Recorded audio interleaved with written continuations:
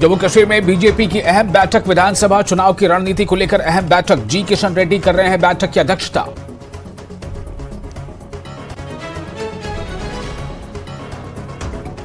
अखनूर के सीमावर्ती इलाकों में इस बार स्कूल के बच्चों ने सरहद पर तैनात वीर जवानों के साथ मनाया रक्षाबंधन का त्योहार। बच्चों ने जवानों की कलाई पर बांधी राखी।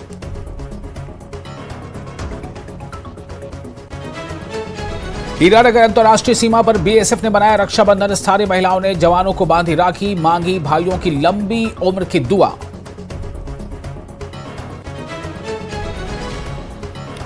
बांडीपोरा में आज महाधनेश्वर यात्रा। डीसी मंजूर अहमद कादरी ने यात्रा को हरी झंडी दिखाकर किया रवाना।